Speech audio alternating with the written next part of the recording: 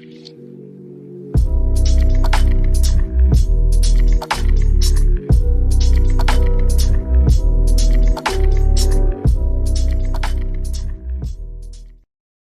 make more than most of the men I date, but I love black men, so we make something work. But it's a conversation that we have to be very intentional, because not everybody is really comfortable with the fact that a woman out earns them. Some people are. Wait, why do you date down?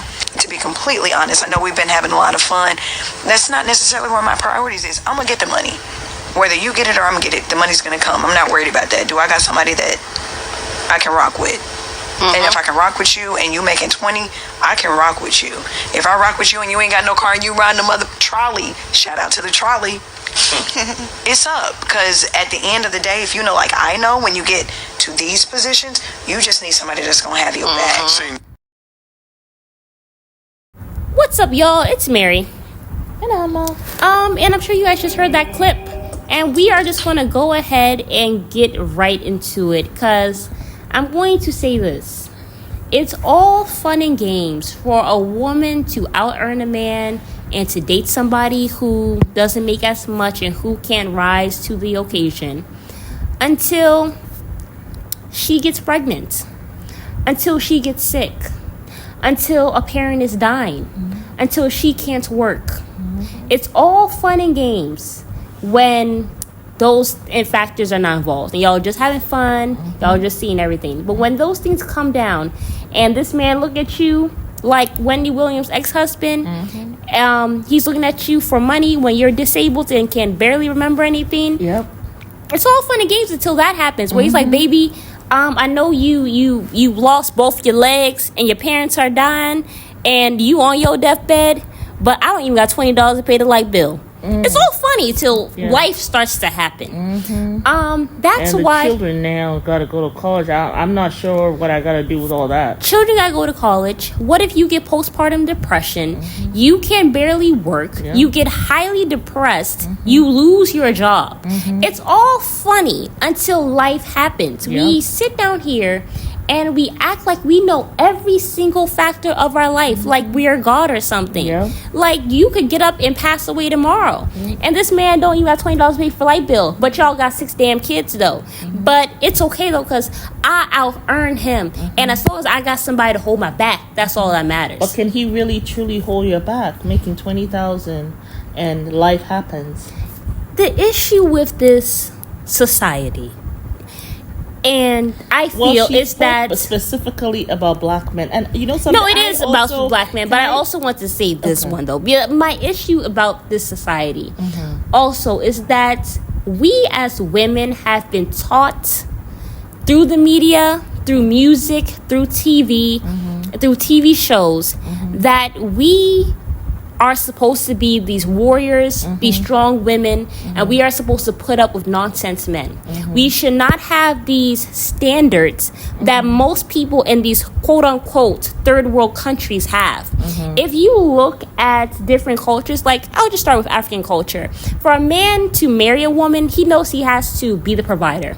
He knows he has to pay for the kids' schooling. He knows he has to take care of the woman, he has to take care of the kids. That is a given. There's no question about that. There's no discussion. That is expected from him before he even has a chance to come and speak to the woman. Is a provider. That's the man is the provider and protector. Those two. That's what matters. Okay, in India, the woman universal guru, this woman says that in order for her husband, who she has been married to now for 20 something years, he knew that she was dating multiple men. And not dating like we're having sex and we chilling and Netflix kissing, and chilling, or even kissing, let alone holding hands. He had to show his 401k. He had to show how much money he made. He had to show his savings. He had to show that he had a life plan. He had to show that he had a house. He had to show all of this. He had to talk to the parents. He had to show that he was financially set. He was set career-wise,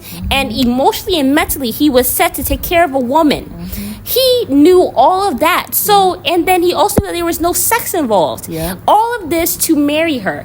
Yeah. In this society, we are taught that if we love someone, that's all that matters. Yeah. That's bullshit. And they have my back. What does that even mean? What does that mean? What does that mean? Break it down into mentally, do they have my back?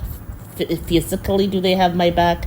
Emotionally, do they have my back? Do they have my back financially? Like, there are criteria to this whole thing. Mentally, they don't have your back. You know why? Because I know today, tomorrow, if I don't have my job, this man can't take care of me. So that's mentally a stress. So I have to provide for not only myself, but for a grown-ass man in a patriarchal society where they actually have more job opportunities than a woman, especially in a high-paying job. Because most jobs will prefer to hire a man boss than a woman boss.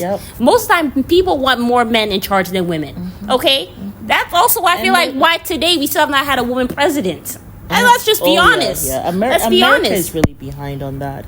Because even here in Ethiopia they have a woman president. In Liberia they had a woman president. In India they've had women presidents, prime ministers. America is so behind on that, really. I think, but they're that's a patriarchal society for real.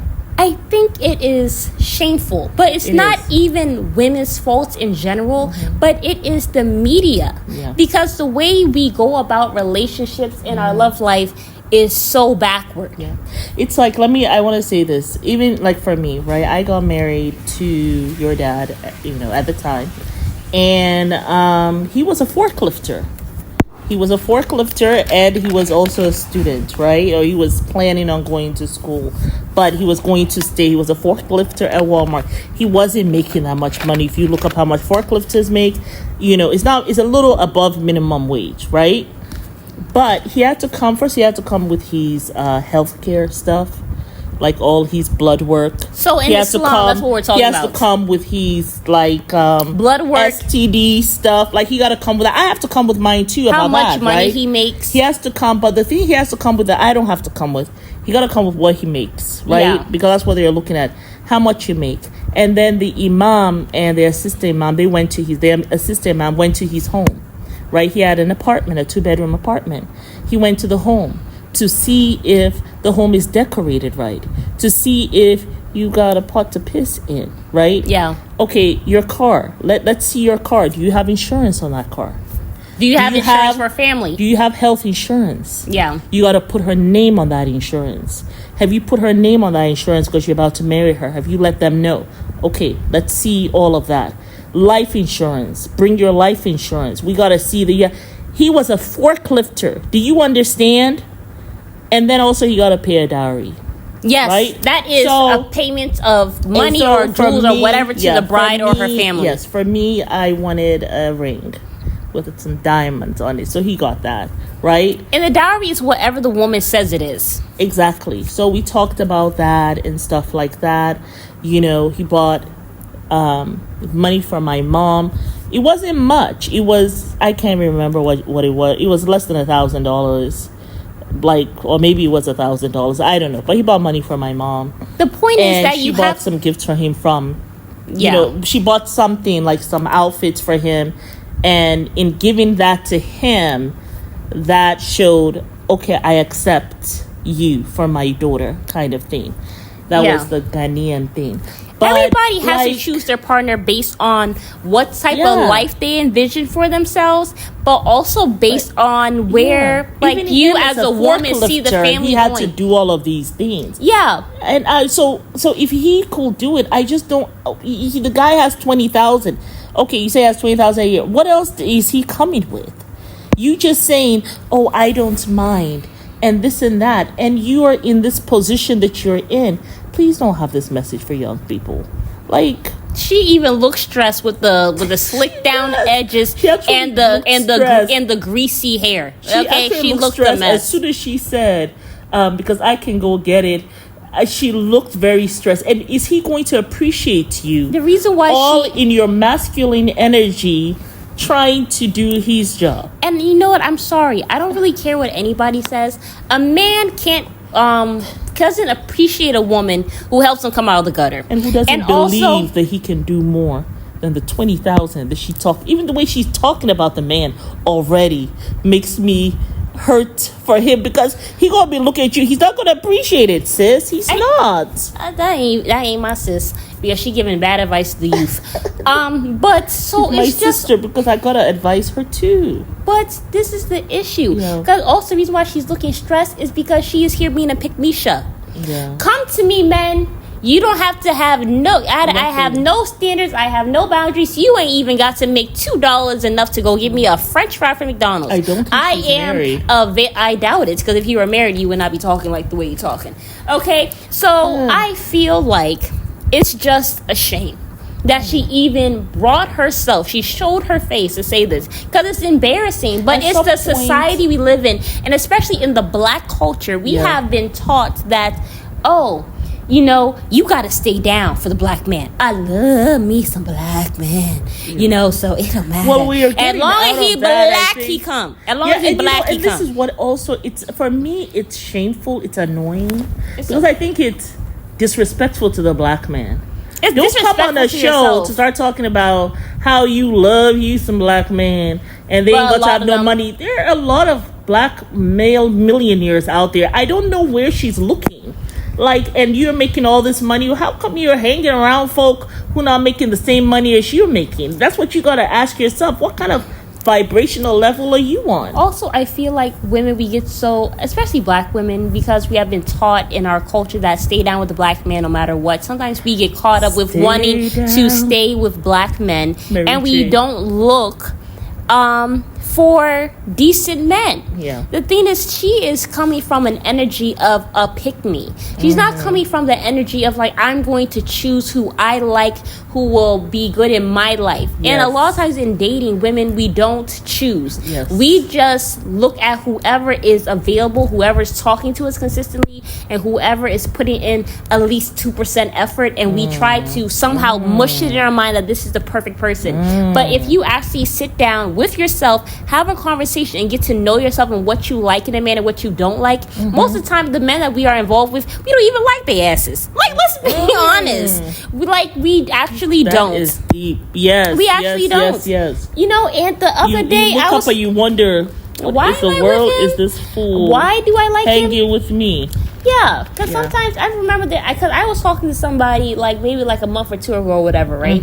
It took me maybe one or two phone conversations. Really, it took me one phone conversation to realize I'm not interested. He's not a good listener. He's a little self-absorbed, and I can't be bothered. Ooh. And it just took me that evening, because I had a second phone call with him because he called me or whatever. But I got off the phone very quickly, because the first phone call was maybe 30 minutes to an hour. Yeah. The second time, I was just realized what he was about. I was just about much. I was I'm not interested. That was a 10-minute call, and then after that, I removed him from my Instagram.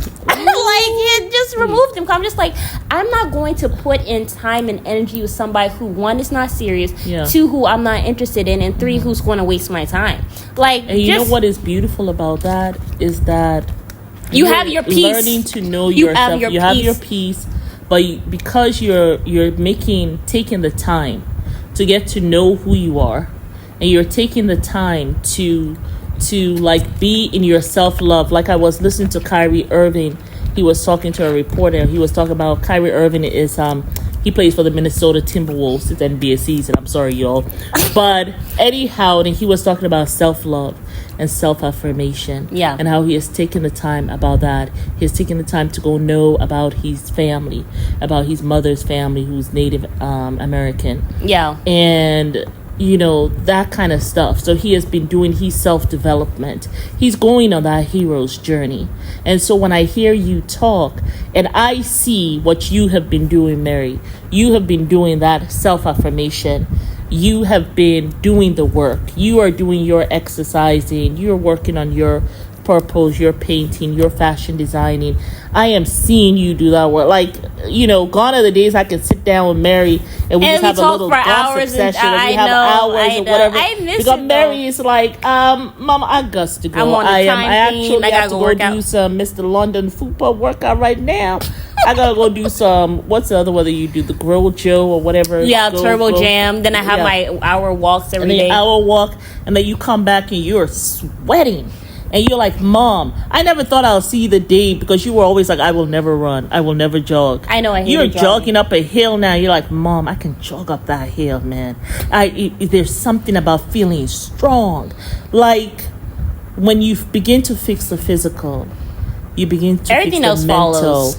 Everything else begins to fall into place. I have to go and pray you after. don't suffer fools. Like look at you now Yeah. saying, I gotta go pray at times. We're Muslims. We gotta pray 5 times a day. Yeah. So if you just reminded me, because I gotta make my other prayers that I missed.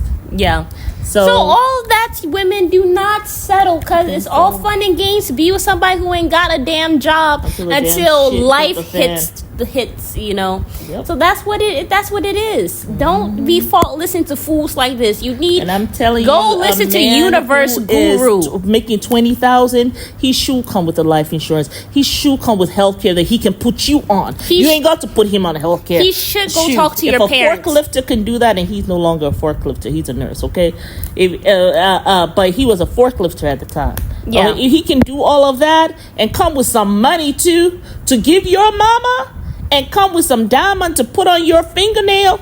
Girl, please. If he can do it, any man out there can do it. You hear me, man? But yeah, so you have to choose the right person, and don't be wasting your time. You need somebody to listen to. Go watch Universe Guru. I'm going to tag her in this video, women. Oh, but yeah, she's seriously, do not be sitting down here. You should have a man who knows to come, and the way he's going to know is when you act accordingly. Don't be playing hard to get. Like, actually have your standards, and don't shift with that shit. Yeah. Don't shift. Yeah, don't shift Because with it. when you don't shift, you are going to save yourself a lot of wasted time and heartache. Oh, yes. And you're not going to be getting your energy all warped up with a man who wasn't serious to begin with. And you know what? You don't know that fool. So when you get married, you're not going to be like, well, who the hell is this? I know. That Is has the cat happened out of to the someone crate? we talked to. No, not, who was on TikTok Yeah. not too long ago. But yeah, y'all, it's Mary and Amma. Love you guys. Bye. Bye.